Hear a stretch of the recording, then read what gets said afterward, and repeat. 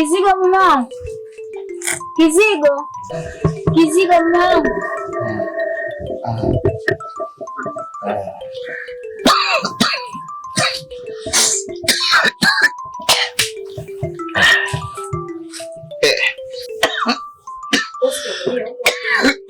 Pole. Pole nini? Pole. Unampa nani pole? Unajua wewe mpaka unanipa pole? Wewe umelala usiku kucha, umelala ndani kwenye godoro. Mimi niko hapa hivi. Sasa unaona pole. Gedele. Sijakusikia. Nikusamehe nini? Sitaki sasa kukusamehe.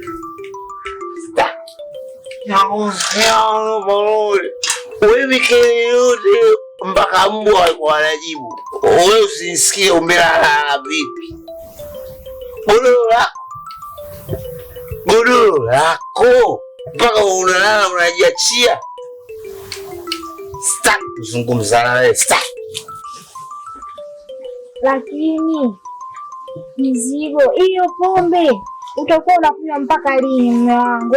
Hebu angalia basi na maisha ya mbele.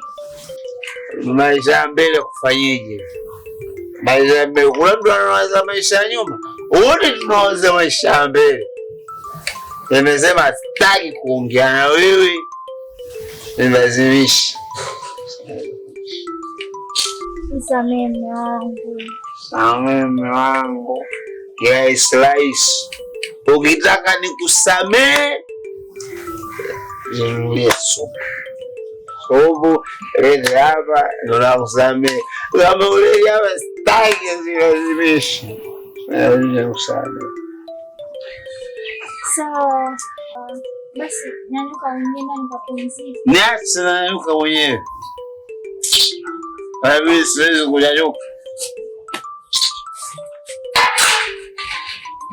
Unashika wanifanya jua, unashika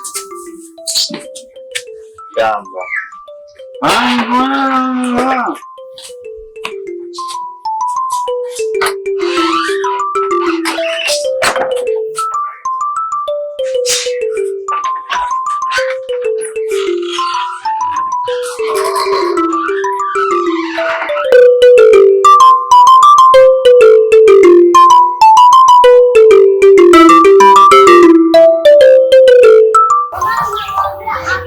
Shangazi,